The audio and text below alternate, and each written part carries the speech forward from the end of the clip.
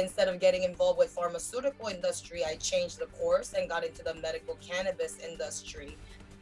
Tonight's big story, going beyond the numbers. A new report shows Arizona is one of the top moneymakers for legalized and medical cannabis, generating $1.3 billion last year and adding 2,600 jobs. Good evening and thank you for joining us. I'm Mitch Carr. Team 12's Josh Sanders spoke with Best Dispensary CEO Susan Hwang about the quickly evolving industry and opportunities to get involved.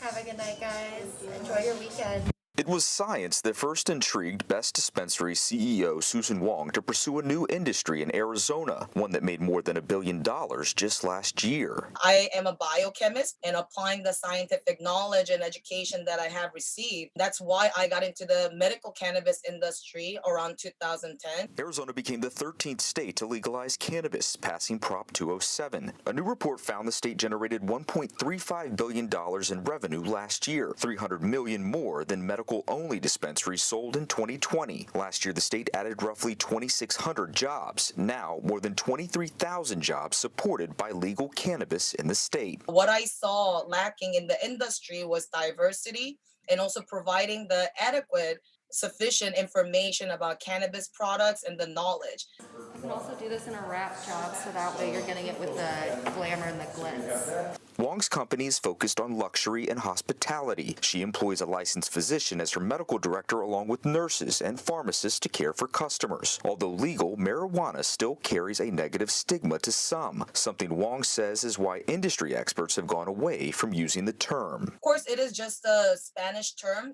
referring to cannabis, but cannabis sativa is a scientific terminology. So in the industry, those who actually care about this equity issues, we do our best not to use the word marijuana. Hwang says the short-term success in revenue and job creation shows the cannabis industry is here to stay, and there are opportunities to get involved for those who may be thinking about a new career. Do not hesitate.